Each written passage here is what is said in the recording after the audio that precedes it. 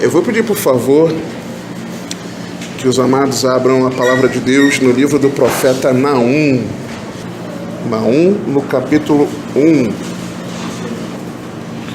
Logo depois de Miqueias. Todo mundo achou? Amém. Palavra de Deus, Miqueias, Naum, capítulo 1, a partir do versículo 1 diz assim: sentença, ou peso, dependendo da sua versão, contra Nínive. Livro da visão de Naum, o Eucosita. O Senhor é Deus zeloso e vingador. O Senhor é vingador e cheio de ira. O Senhor toma vingança contra os seus adversários e reserva indignação para os seus inimigos. O Senhor é tardio em irar-se, mas grande em poder, e jamais inocenta o culpado. O Senhor tem o seu caminho na tormenta e na tempestade, e as nuvens são o pó dos seus pés. Ele repreende o mar e o faz secar, e mingua todos os rios. Desfalecem Bazã e o Carmelo, a flor do Líbano se murcha. Os montes tremem perante ele, e os outeiros se derretem, e a terra se levanta diante dele. Sim, o mundo e todos os que nele habitam. Quem pode suportar a sua indignação? E quem subsistirá diante do furor da sua ira? A sua cólera se derrama como fogo, e as rochas são por ele demolidas.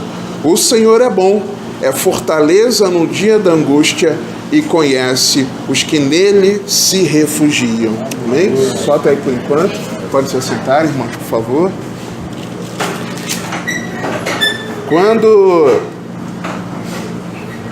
Quando eu recebi, vou ficar aqui em cima só por conta de manusear bem aqui as anotações.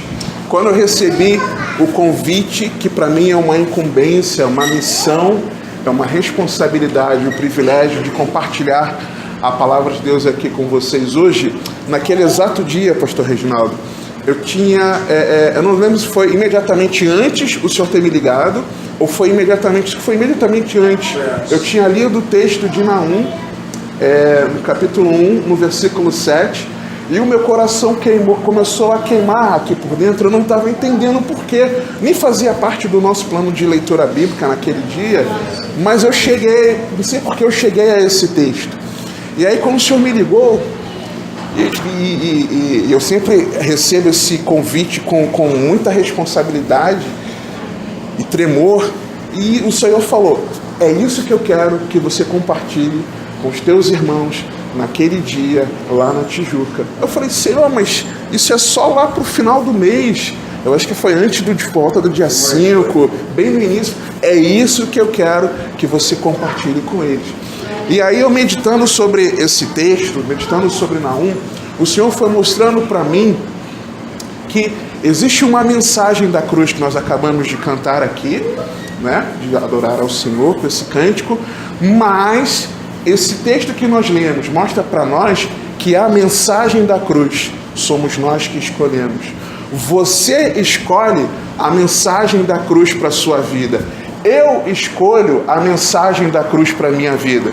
Nós vamos ver por esse texto que nós temos ali um paralelo, eu vou chamar de dueto, mas me perdoem, um dueto de Deus, dessa mensagem da cruz, que traz a ira de Deus e traz a misericórdia do Senhor para a nossa vida. Ele traz a ira, justo por isso nós vamos ver, mas ele traz a sua misericórdia. E essa mensagem, a mensagem da cruz, para mim e para a sua vida, é uma escolha nossa. A gente começa a ver,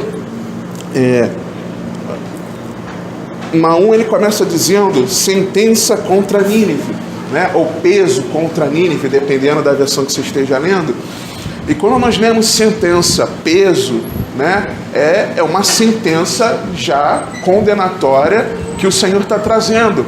E aquela cidade de Nínive, muitos compreendem, muitos estudos compreendem que essa cidade é a cidade de Nínive, aquela de Jonas, mas aqui cerca de 100, 150 anos depois. É uma cidade grandiosa, uma cidade poderosa, comercialmente falando, mas também uma cidade muito cruel.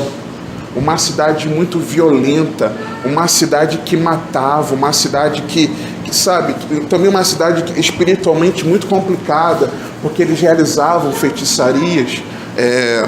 Capítulo 3, se eu não me engano, mostra isso pra gente. Uma cidade tão perversa que quando nós olhamos para essa cidade de Nínive, nós conseguimos olhar para o mundo hoje em dia e nós enxergamos diversas características do mundo que jaz no maligno nessa cidade de Nínive. Nínive foi a última capital do Império Assírio, né? Foi a última capital. Então, como capital, na verdade, quando nós vemos aqui essa sentença contra Nínive, ao longo do livro de Naum, nós vemos que, na verdade, era uma sentença contra todo o Império Assírio que iria cair. Mas ali era uma referência a uma cidade e a um império muito cruel, maligno, né? Nós conseguimos traçar esse paralelo. Nos dias de hoje, nós conseguimos enxergar essas duas realidades, onde Deus, ele mostrava ali que era um Deus misericordioso, ele é misericordioso, tardio em se irar, porém é um Deus que vai derramar da sua ira contra os seus inimigos, sim, e por muita justiça. E talvez, por mais que isso seja complicado para algumas pessoas ouvirem que o Senhor vai derramar, nosso Deus que é amor, como ele vai derramar a ira dele sobre aqueles que, sobre algumas pessoas, aliás, sobre muitas pessoas, nós vamos ver. Mas nós vamos ver também que Deus faz isso por justiça. Nós costumamos falar, Gustavo também faz isso, né, durante o nosso evangelismo, sábado, nós costumamos mostrar para as pessoas a necessidade do arrependimento e de que todas estão em rota de colisão com a ira de Deus, inclusive nós. Quando nós saímos dessa rota de colisão, quando nós abraçamos a misericórdia de Deus, como é que é o nome Lambano, quando nós recebemos, agarramos a misericórdia que recebemos de Deus, então nós somos transformados. Quando nós agarramos essa misericórdia, aceitamos, escolhemos essa mensagem da cruz, aí sim, nós saímos da rota de colisão da ira de Deus. E nós procuramos usar textos bíblicos para mostrar isso para as pessoas, né? Que é necessário crer e se arrepender. Então essas duas realidades sobre Deus, elas jamais podem sair das nossas mentes e dos nossos corações. É algo que precisa ser gerado a partir da nossa mente, do nosso entendimento, mas algo que flua no nosso interior. É algo que precisa estar queimando aqui dentro de nós. Essa mensagem, lembro, interessante esse louvor. Ontem, quando nós saímos do evangelismo, nós estávamos no carro com o irmão Bruno. O irmão Bruno já esteve aqui, né? Irmão Bruno, né? Irmão Cleito, Rodriguinho. Os três estavam lá no evangelismo também, junto com o evangelista Júlio e a Mariana, a filhinha dele. E no carro estávamos Bruno, eu, a irmã Cláudia, se eu não me engano, a Mariana. Assim que nós saímos do evangelismo, ele foi ajudar a levar alguns irmãos em casa. E ele falou: pastor, lembra daquele louvor, sabe a letra? Falando desse aqui, rapaz, eu sei, mas eu cantando, eu não sou bom para cantar. Ah, mas canta aí, pastor. Falei: rapaz, vou me arriscar agora não. Eu fiquei retraído na hora. E a irmã Cláudia começou a louvar, e aquele louvor começou a ecoar dentro do carro pós o momento de evangelismo. Por quê? Né? No coração dele ali, ele tinha acabado de compartilhar essa mensagem da cruz, estava feliz de ter sido, nós vamos ver no versículo 15, de ter sido os pés dele, terem sido pés dos que anunciaram as boas novas. Então ele estava feliz da vida, todos nós ali. E ele estava cantando exatamente isso que nós acabamos de cantar aqui. Sim, eu amo a mensagem da cruz. Até morrer eu a vou proclamar, porque ele havia de proclamado. Então ele estava reafirmando para o Senhor: Senhor, até eu morrer, o meu desejo é de eu continuar evangelizando, compartilhando essa mensagem das boas novas. E quando a gente tem essa compreensão, né, nós vamos chegar exatamente no versículo 15 depois. Mas nesse caminho, nós precisamos entender essa realidade. É uma mensagem que ela precisa estar na nossa mente e no nosso coração, irmãos. Talvez muitos de vocês, se não todos, vieram para cá congregar com a Igreja Bíblica Cristã porque vocês entenderam que essa mensagem não estava mais sendo pregada como ela deveria ser pregada. Sabemos disso. Talvez o desejo de vocês era esse, de estarem congregando num local onde a palavra que vocês recebessem fosse a mensagem da cruz, para que exatamente essa mensagem permanecesse ativa na sua mente e no seu coração. Mas pode ser, irmãos, eu também fui congregar, conhecia já a Igreja Bíblica Cristã já desde o ano que ela se organizou, em 2001, conheço o pastor Alan desde então, mas nós nunca congregamos lá. Nós fomos congregar lá ano passado. Ele já participou do nosso casamento. Quando eu era líder de jovens, convidava ele para pregar, os irmãos da igreja. Tinha essa troca. Mas eu nunca congreguei lá. E nos últimos, por cerca de 10 anos, eu fiquei sem congregar lá. Eu fiquei sem ir lá, né? E por cerca de 10 anos. E exatamente esse período foi o período onde eu comecei eu entendia, entre aspas, a mensagem da cruz, achava que entendia, porque eu fiquei 15 anos aprisionado no pecado da imoralidade, que eu colocava diante dos meus olhos, e achava que conhecia. Mas quando chegou no determinado ano, que foi no ano do nosso casamento, 2007, eu parei ouvindo algumas rádios gospel por aí, eu fiquei ouvindo e falei, puxa, o evangelho não pode ser essa mensagem, apenas a mensagem da cruz. Olha quantos testemunhos as pessoas estão contando, olha quantos milagres as pessoas estão vivendo, olha quantas coisas, olha o mover de Deus através da vida dos irmãos. Não pode ser só a mensagem da cruz, não quero só isso para mim. E aí eu comecei a me enveredar para um caminho que fugia a esse entendimento que precisava sempre estar na minha mente e no meu coração da forma correta, que só veio a estar em 2015 efetivamente. Então, quando Deus ele traz para nós essa lembrança, é para que isso permaneça. Se nós olharmos para o mundo, olha o que está acontecendo, irmãos.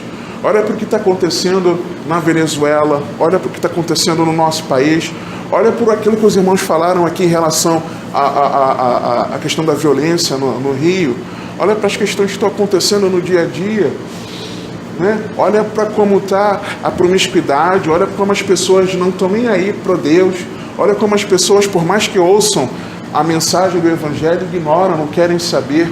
Olha como dentro daqueles que deveriam viver o Evangelho, olha como a realidade de vida cristã, como uma realidade totalmente distorcida. Olha como é que tudo está, irmãos. Será que nós não estamos vivendo num mundo, numa sociedade, que nós conseguimos enxergar exatamente estas características aqui que eu falei para você em relação a Nínive? Nós conseguimos enxergar. E se Deus sentenciou a cidade de Nínive, será que Deus sentenciar esse mundo que jaz no maligno, será que Deus é cruel por causa disso? Não, de forma alguma. E nós vamos ver isso aqui na palavra. Nós conseguimos enxergar nesse paralelo de ira e misericórdia, nós conseguimos enxergar que a ira vai trazer morte, uma morte inegável. A ira de Deus vai trazer a morte inegável da morte eterna. A ira de Deus vai trazer isso. Já pela misericórdia de Deus, nós vamos receber a vida eterna. É o paralelo. Na ira de Deus existe uma condenação. E nós vamos ver que condenação é essa. Já na misericórdia de Deus, nós encontramos a salvação. Na ira de Deus, a realidade de uma pessoa vai ser o inferno. E aí eu não vou entrar no pormenor de ser inferno, de ser lago de fogo, um inferno, né? Já a realidade de quem escolhe a mensagem da cruz como misericórdia é morar uma eternidade com Deus. É o céu. É diferente. Essa mensagem sou eu e você que escolhemos. Deus colocou a mensagem para nós. A mensagem da cruz. A ira ou a misericórdia? Isso cabe a mim e a você. Na ira de Deus, nós vamos ver que haverá o fogo consumidor. Já na misericórdia de Deus, nós conseguimos enxergar o grande amor de Deus por mim e por você. O grande amor de Deus por mim e por você, que foi provado dele por nós, a nós, quando nós ainda éramos pecadores. Então, é algo que nós precisamos, com essas características, escolher. João, no capítulo 3, versículo 17, Evangelho de Jesus segundo João, no capítulo 3, versículo 17, a palavra de Deus diz assim para nós: porquanto Deus enviou o seu Filho ao mundo, não para que julgasse o mundo, mas para que o mundo fosse salvo por ele. Quem nele crê não é julgado. O que não crê já está julgado, porquanto não crê no nome do unigênito Filho de Deus. Ou, dependendo da sua versão, já está condenado. Então, Deus chegou, Naum já começa dizendo sentença, ou peso, ou condenação de Nínive. Né? Já de cara, as primeiras palavras são essas: a condenação, o peso. E o mundo também já tem uma sentença, o mundo também já tem uma condenação. Nós acabamos de ler aqui a condenação daquele que não crê no Filho de Deus. O mundo já está condenado. Esse mundo aí afora já está condenado. As pessoas com as quais você convive já estão condenadas. Você já está condenado. Com uma exceção, você não estará condenado. Quando você escolhe a mensagem da cruz como a misericórdia de Deus, quando você agarra essa mensagem da cruz como misericórdia para a sua vida. Nós vamos ver em Romanos 3, no capítulo 5, nós vamos ver Paulo ele falar algo muito interessante. O apóstolo Paulo falando: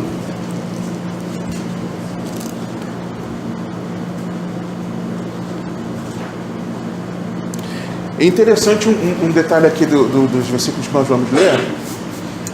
Paulo ele pontua ali, em dado momento, que esse raciocínio dele, ele fica claro aqui pra gente que não é o Espírito Santo falando através dele, mas ele falando pelo raciocínio dele. Ele não está falando nem espiritualizando a coisa, mas ele está falando de forma racional, né? De forma racional, é óbvio isso. Ele fala assim, primeiro ele começa respondendo algumas contendas, objeções em relação a ser judeu, a não ser, a quem seria o verdadeiro israelita, e o verdadeiro israelita é aquele que é circuncidado no coração. E aí ele fala a partir do versículo 1, qual é, pois, a vantagem do judeu, ou qual a utilidade da circuncisão? Muita sobre todos os aspectos, principalmente porque aos judeus foram confiados os oráculos de Deus. E daí, se alguns não creram, a incredulidade deles virá desfazer a fidelidade de Deus. Já começa assim, poxa, se Deus tem os mistérios deles, revelou a palavra dele, se tem quem não crê, Deus tem culpa disso? Essa mensagem deixa de ser verdadeira porque alguém não crê? De forma alguma. Quando vocês compartilham o evangelho com alguém e essa pessoa dá de costas, dá de ombro, ignora, essa verdade deixa de ser verdade para você? Para mim não pode ser de forma alguma. De maneira nenhuma, seja Deus verdadeiro e mentiroso todo homem, segundo está escrito, para seres justificado nas tuas palavras e venhas a vencer quando fores julgado. E aí ele começa, mas se a nossa injustiça, se os nossos atos pecaminosos traz a luz, a justiça de Deus, que diremos? Porventura será Deus injusto por aplicar a sua ira? Falo como homem. Certo que não. Do contrário, como julgará Deus o mundo? Então Paulo, no raciocínio lógico dele ali, ele fala, olha, se Deus, com a luz dele, ele mostra para esse mundo mal, para esse mundo pecador, que eles estão cometendo atos de injustiça, Deus é injusto por causa disso, em ele derramar a sua ira? De forma alguma. Não tem como, gente. Se Deus que é santo, perfeitamente santo, e ele não pode se relacionar com a nossa natureza pecaminosa, a nossa natureza humana pecaminosa, por isso que ele exige de nós que nós sejamos santos, porque santo ele é, por isso que ele nos gera na sua palavra, como nós estudamos mais cedo.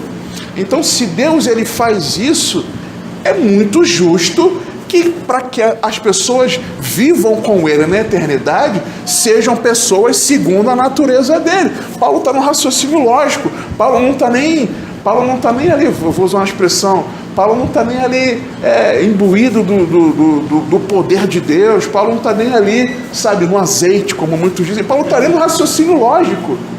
Se Deus é santo, como eu posso dizer que ele é injusto de não querer morar, viver, habitar a eternidade com quem ele é santo?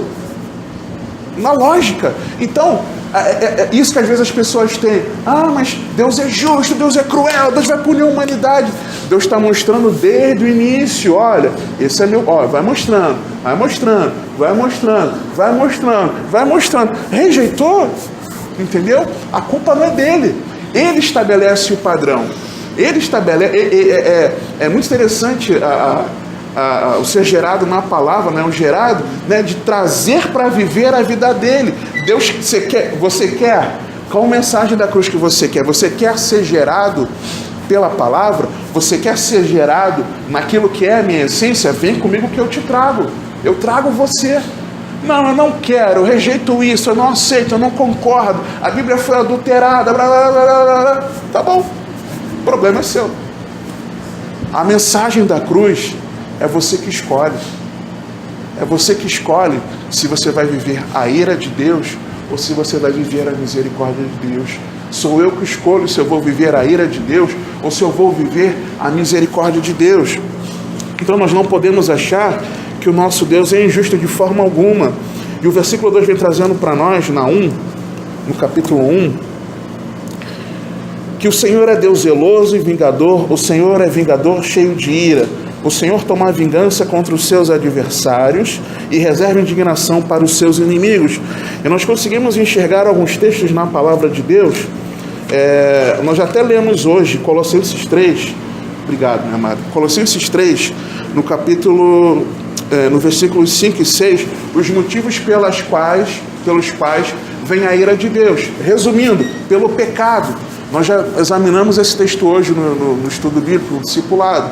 Então, aquela lista de pecados, né? Por meio do pecado é que vem a ira de Deus. Então não é porque Deus do nada, eu vou mirar contra o homem porque eu quero mirar. Não, é porque Deus é santo e Ele exige santidade para viver, para habitar eternamente com Ele. Então a ira de Deus, ela virá sobre quem está na prática do pecado e rejeitou a mensagem da misericórdia. Então a ira de Deus vem por conta disso. João, no capítulo 3, no versículo 36, a Bíblia nos mostra que aquele que rejeita a Cristo Jesus, sobre ele permanece a ira de Deus. Evangelho de Jesus, segundo João, no capítulo 3, versículo 36. Por isso, quem crê no Filho tem a vida eterna. O que todavia se mantém rebelde contra o Filho não verá a vida, mas sobre ele permanece a ira de Deus. Não quer Jesus sobre você? Você escolheu a mensagem. Eu não quero reconhecer, eu não quero me agarrar à misericórdia de Deus, eu rejeito Jesus. Sobre você permanece a ira de Deus. Simples. Versículo 3. O Senhor é tardio em irar-se. O Senhor é tardio em irar-se, mas grande em poder e jamais inocenta o culpado.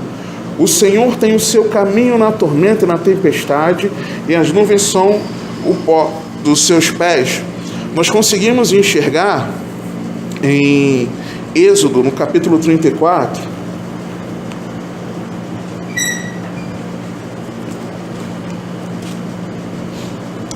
quando Moisés estava ali tendo um tete-a-tete com o Senhor.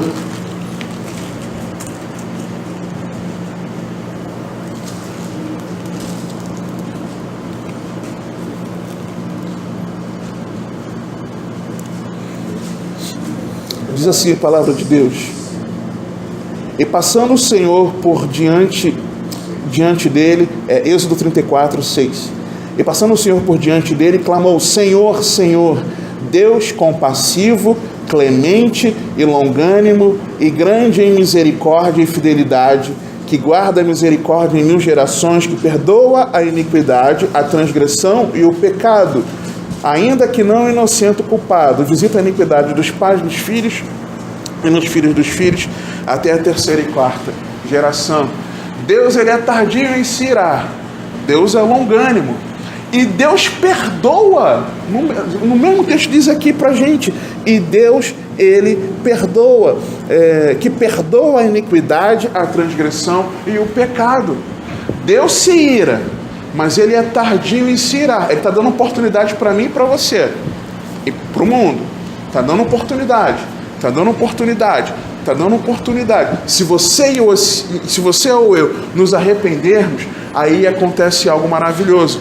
Deus não tem por inocente o culpado. Então nós somos culpados da condenação da ira de Deus. Eu sou culpado pela condenação da ira de Deus. Você é culpado pela condenação, de receber essa condenação da ira de Deus. Nós somos culpados. Só que aí, irmãos, existe algo maravilhoso com a nossa culpa.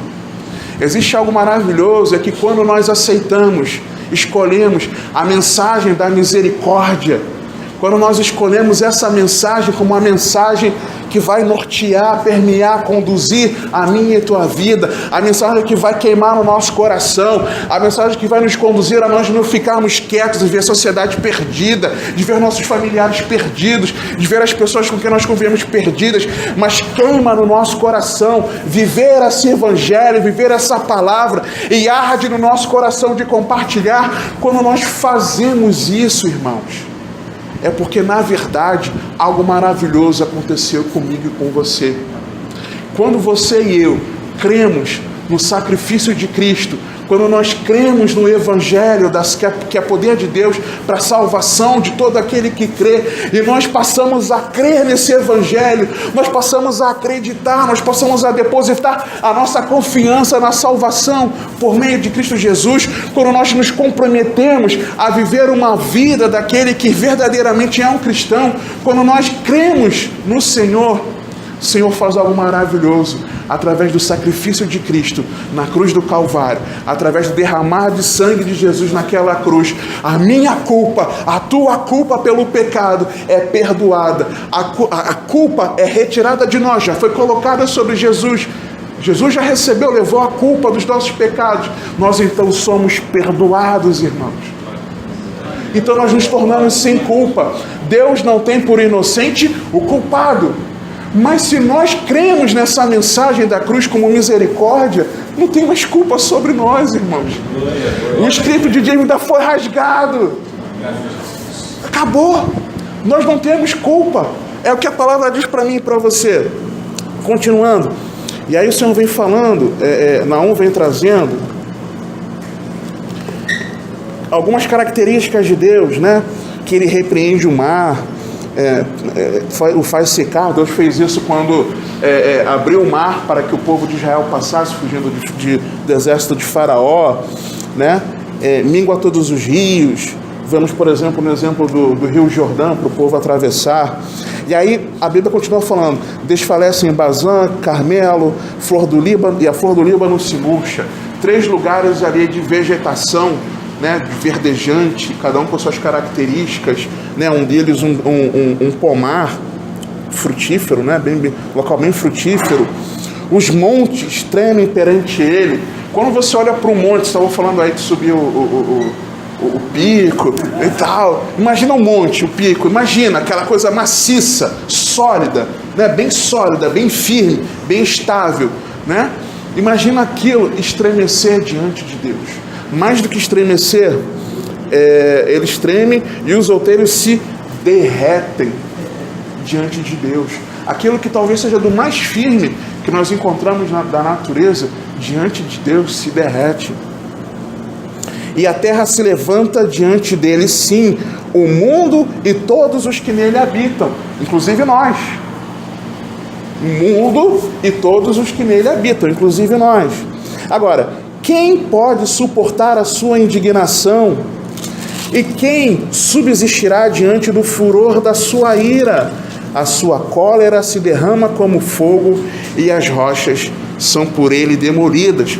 E eu não posso, lendo esse texto, eu não posso deixar de mencionar, segunda Epístola de Pedro, no capítulo 3, versículo 7.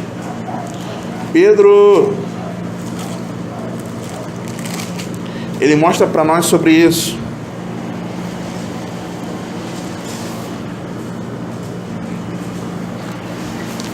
Existem aqueles que, até alguns irmãos em Cristo, que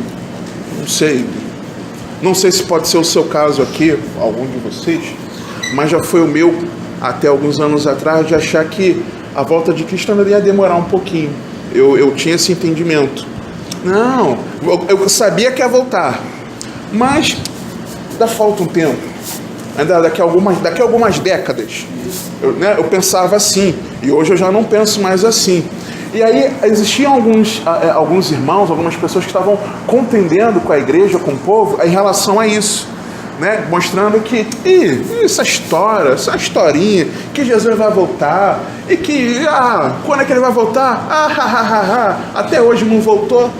E olha, e Pedro escrevendo, ele fala o seguinte, a partir do versículo, ele fala muitas coisas ali, a partir do versículo 1, mas a partir do versículo, vamos ler a partir do 1, irmãos, vamos lá. Amados, esta é agora a segunda epístola que vos escrevo. Em ambas procuro despertar com lembranças a vossa mente esclarecida. Ou seja, vocês já têm a mente esclarecida, vocês já sabem a verdade. Mas mesmo vocês sabendo a verdade, eu escrevi a primeira epístola e estou escrevendo a segunda, né? Mesmo vocês sendo esclarecidos. Para quê?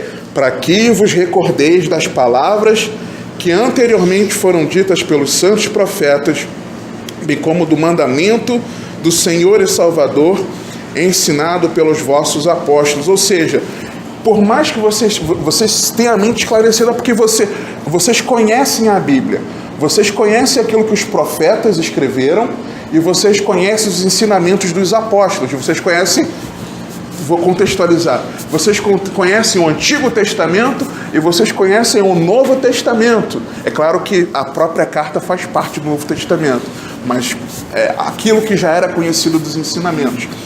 Vocês conhecem, mas mesmo tendo a mente esclarecida por esse conhecimento, eu escrevi a primeira carta. E eu estou escrevendo a segunda carta. Para quê? Para vocês recordarem essa palavra. Por quê que os irmãos pregam aqui sobre essa verdade do Evangelho, mesmo você conhecendo essa verdade? Para que você se recorde dessa verdade, para que essa verdade não fuja da tua mente, para que essa mensagem não saia da tua mente, do teu coração. E se porventura, por algum motivo, essa mensagem fugir do teu coração, da tua mente, é para que você possa retomar isso e trilhar o caminho da mensagem da cruz. E aí ele continua no versículo 3, tendo em conta antes de tudo que nos últimos dias virão escarnecedores com seus escárnios, andando segundo as próprias paixões, e dizendo, onde está a promessa da sua vinda? Porque desde que os pais dormiram, todas as coisas permanecem como desde o princípio da criação. Tudo mudou. Olha, desde a década de 70 eu ouço falar que Jesus vai voltar. Década de 80, 90, e até hoje não voltou. Lembra quando aconteceu lá a queda das Torres Gêmeas? Não posso nem falar que foi terrorismo, porque não foi, né? A queda das Torres Gêmeas, lembra quando caiu? Olha, todo mundo falou, Jesus está voltando, vai voltar esse ano e tal. A gente já está em 2019, cadê a volta de Jesus? Não tem gente que é assim? E aí, Pedro continua. Porque deliberadamente esquecem que de longo tempo houve céus bem como terra, a qual surgiu da água, e através da água, pela palavra de Deus... Só um instante, irmãos, perdão.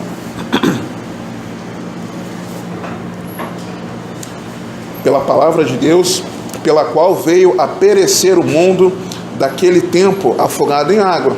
Ora, os céus que agora existem e a terra, pela mesma palavra, têm sido entesourados para fogo estando reservados para o dia do juízo e destruição dos homens ímpios. Há, todavia, uma coisa, amados, que não deveis esquecer, que para o Senhor um dia é como 1000 anos, e 1000 anos como um dia. Não retarda o Senhor a sua promessa, como alguns a julgam demorada. Pelo contrário, ele é longânimo para convosco, não querendo que nenhum pereça, senão que todos cheguem ao arrependimento. Virá, entretanto, como ladrão o dia do Senhor, no qual os céus passarão como um estrepitoso estrondo, e os elementos se desfarão abrasados. Também a terra e as obras que nela existem serão atingidas. Então, o versículo 6 do capítulo de Naum, que nós lemos, sobre o Senhor trazer fogo, e quem pode resistir diante do furor da sua ira, a sua cólera se derrama como fogo e as rochas por ele são demolidas. Esse texto da segunda carta de Pedro fala isso para nós, só que ele está alinhado com esse Deus ser longânimo. A Bíblia, nós lemos aqui no versículo 9 de 2 Pedro 3, que Deus ele é longânimo para mim e para você. Deus ainda permite que tudo isso ainda aconteça, né? Porque ele ainda quer, é o desejo dele, de que todos cheguem ao arrependimento. O desejo de Deus, para mim e para a sua vida, é que nós possamos escolher a misericórdia dele. A vontade de Deus para mim e para você é que o Senhor escolha a sua misericórdia. Por exemplo, eu estava falando com os irmãos semana passada em Nova Iguaçu. Às vezes, nós podemos achar que por nós não termos sido confrontados no nosso pecado diretamente por um irmão, o irmão chegar para você e falar assim: meu irmão, eu vou apontar para a parede para não apontar para ninguém, tá, irmão? Você está errado nisso. Tá, olha o que a Bíblia está falando, você está pecando nisso, você está errado. Por nós não termos sido ainda confrontados por alguém assim, nem por algum familiar nosso, nem pelo nosso pastor, por ninguém, a não ser pelo próprio Espírito Santo. O Espírito Santo confronta, e por mais que a gente finja que Deus não está confrontando o nosso pecado, a gente precisa ser sincero com o Senhor, porque o Senhor confronta o nosso pecado, sim, Ele nos confronta. E aí eu estava falando com os irmãos que por mais que ninguém tenha diretamente nos confrontado, a gente sabe que está errado. Por mais que ninguém em carne nos tenha confrontado, a pessoa do Espírito Santo nos confronta. Deus, diretamente, o próprio Deus nos confronta através da sua palavra, usando uma pregação, usando a sua meditação diária na palavra de Deus. Nós somos confrontados. E se nós somos confrontados e reagimos de forma negativa a esse confrontar do Espírito Santo, como assim reagir de forma negativa? Senhor, depois eu me arrependo, deixa eu continuar me pecando, deixa eu continuar mais um pouquinho, eu vou conseguir sair dessa, é só mais essa vez. Eu falo isso por experiência própria, irmãos, tá? Eu falo por experiência, só você veio essa vontade, foi só essa vez, Senhor, me perdoa, né? Sem verdadeiramente me arrepender. Então, por que isso? Porque ainda ninguém te confrontou e você acha então que está tudo certo. Porque Deus é longânimo com a sua vida e Ele ainda quer que você chegue ao arrependimento. Porque Deus ele é longânimo com a minha vida e Ele quer que eu chegue ao arrependimento. Acabamos de ler aqui na segunda carta de Pedro, no capítulo 3, no versículo 9. Deus deseja que nós cheguemos ao arrependimento. Por que Jesus ainda não voltou? Porque Deus quer ainda resgatar essas vidas que estão perdidas. Deus ainda quer salvar. Deus ainda quer transformar vidas. Porque Deus quer que essas pessoas e nós cheguemos ao arrependimento. A mensagem da cruz está nas nossas mãos, escolher a ira de Deus ou a misericórdia, irmãos. Deus ainda está permitindo, mas nós sabemos pelos sinais, e eu já tenho a convicção, que não falta muito tempo, não faltam décadas para o Senhor voltar, não faltam, irmãos. Olha os sinais, você não enxerga os sinais. Será que o mesmo Espírito que habita em mim também não grita dentro de você que Jesus está às portas? O Senhor está gritando dentro da gente, eu estou voltando. E o que a gente vai fazer, irmãos? Viver de qualquer jeito? Achar que está aqui dentro, que está numa igreja que é bíblica e que é cristã, está tudo certo e acabou? Não, irmãos. Não é por nós estarmos aqui que acabou, muito pelo contrário. Esse é o início. É o início de uma nova etapa, de uma etapa redentora em que você e eu vamos movidos, cheios do Espírito de Deus. Nós vamos viver verdadeiramente de forma digna do Evangelho, onde naturalmente, por nós termos comunhão com Deus diariamente, no nosso devocional, pela meditação da palavra, por uma vida de oração, naturalmente, como o irmão Cleiton estava nos ensinando aqui, naturalmente nós vamos sendo transformados. Sabe, o Senhor vai nos confrontando, nós vamos vivendo a vida de Cristo, né? Vivendo a vida de Cristo, e aquilo que não tem nada a ver com Ele, vai ficando de lado. Nós passamos a, sabe, não faz mais parte do nosso cotidiano. Nós precisamos entender que esse é o início. E o que nós vamos fazer com essa mensagem? Nós vamos guardar essa mensagem para nós? Não. Nós vamos fazer como o versículo 15 nos mostra, nós já vamos ler. Mas antes, no versículo 7 de Naum, no capítulo 1, o Senhor é bom, é fortaleza no dia da angústia e conhece os que nele se refugiam. Salmos 100, versículo 5, nós vemos que o Senhor é bom. Nós lemos, esse eu quero abrir com você, por favor, meu amado.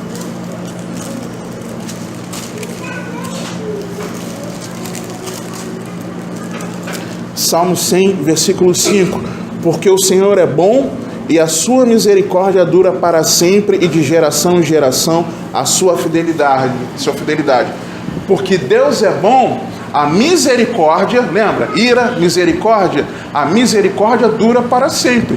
Quem quer a misericórdia? Ok? Salmo 25. Volta um pouquinho. Versículo 8. Bom e reto é o Senhor, por isso aponta o caminho aos pecadores. Espera aí, Deus ele é bom de maneira que a misericórdia dele dura para sempre, e também por ele ser bom, aquele que é pecador, que está na prática do pecado, o que Deus faz? Deus aponta o caminho. É exatamente aquilo, vem viver a minha vida, vem viver a minha essência, eu quero te mostrar o caminho. Deus aponta o caminho aos pecadores. Versículo 9, guia os humildes na justiça e ensina aos mansos o seu caminho. O Senhor ele aponta o caminho. Deus, como eu posso verdadeiramente ser um cristão? Como eu verdadeiramente posso viver a tua vida? Como eu posso verdadeiramente ser alguém que possa ser chamado digno do Evangelho? O Senhor vai mostrar o caminho para mim e para você. Ele aponta o caminho, ele mostra o caminho, ele mostra a direção. Deus mostra a direção para mim e para você. Deus mostra de Gênesis a Apocalipse qual o caminho pelo qual nós devemos andar. Eu sei que é difícil às vezes nós nos conduzirmos nesse mundo, mas quando nós vivemos o caminho revelado na palavra de Deus, fica fácil, porque a vida de Deus ela vai estar dentro de mim e dentro de você. No versículo 7, na parte B, nós vemos que o Senhor é fortaleza no dia da angústia, em Naum 1:7, parte B. E aí nós vemos também em Salmos, no versículo 37, nós já estamos encerrando, irmãos. 37, versículos 39 e 40. 39 e 40, diz assim a palavra de Deus: vem do Senhor a salvação dos justos, Ele é a sua fortaleza no dia da tribulação, ou no dia da angústia, dependendo da sua versão. O Senhor os ajuda e os livra-os dos ímpios e os salva, porque nele buscam refúgio. Nós vamos encontrar refúgio no Senhor se nós buscarmos nele. Versículo 7 de Naum, capítulo 1, a Bíblia fala que o Senhor também conhece quem confia nele. E segunda carta a Timóteo, Segunda epístola de Paulo a Timóteo, no capítulo 2, versículo 19, a Bíblia fala para mim e para você: entretanto, ali era um contexto de que alguns estavam se desviando da mensagem do Evangelho, estavam por conta de ensinamentos errados, falsas doutrinas. E aí, Paulo ele fala: entretanto, apesar de ter esses ensinamentos distorcidos que vocês encontraram por aí, apesar de tanta coisa ruim que vocês ouviram, pregações, né? O firme fundamento de Deus permanece tendo este selo. Qual é o selo? Qual é a confirmação? Qual é a marca, a garantia do firme fundamento de Deus? O Senhor conhece os que lhe pertencem. Deus te conhece.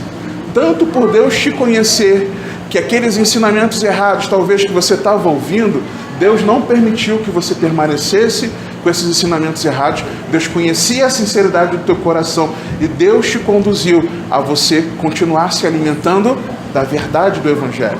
O Senhor te conhece, né? Por Deus te conhecer, Ele não permitiu que você permanecesse nesse engano, mas a marca dele sobre a sua vida foi te trazer, vem cá, eu vou te trazer para você continuar se alimentando da verdade. Você está entendendo?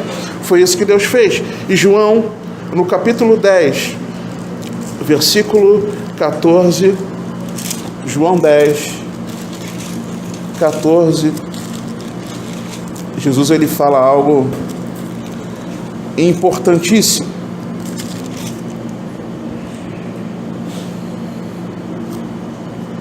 Eu sou o bom pastor, conheço as minhas ovelhas e elas me conhecem a mim.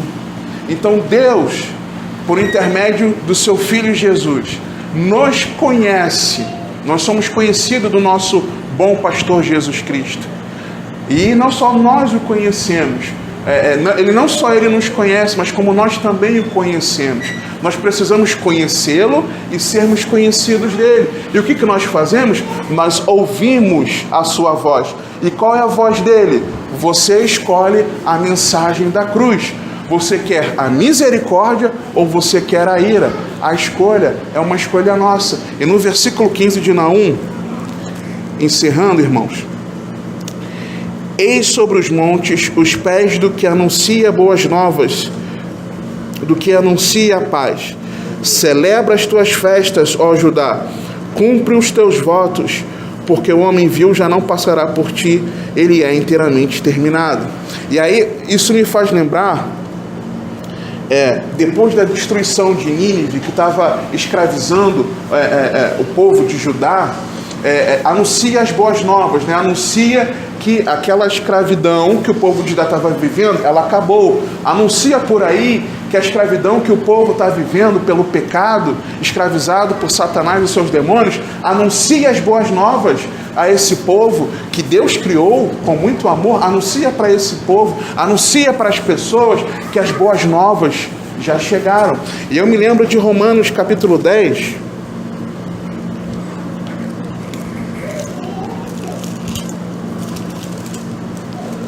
a mensagem da cruz que você e eu precisamos anunciar. Romanos 10, 13, diz assim a palavra de Deus: porque todo aquele que invocar o nome do Senhor será salvo. Ou seja, todo aquele que escolher a mensagem da cruz como a mensagem de misericórdia, esse será salvo. Mas como, porém, invocarão aquele em quem não creram?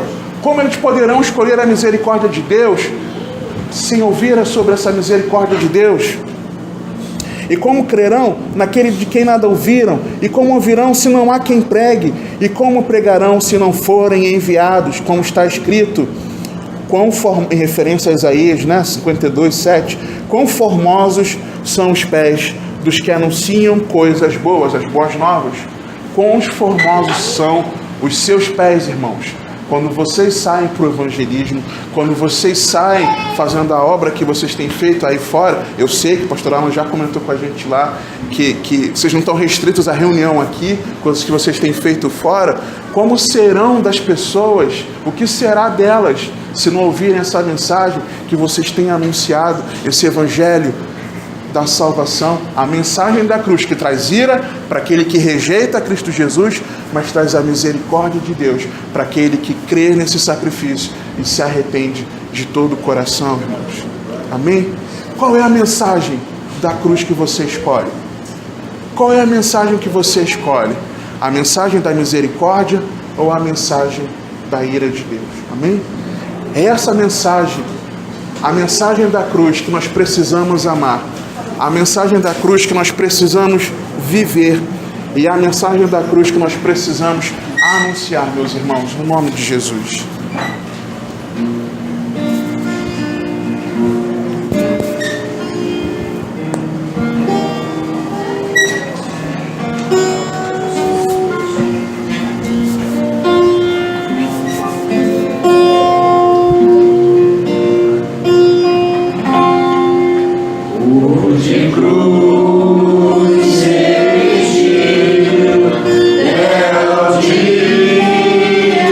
Fugir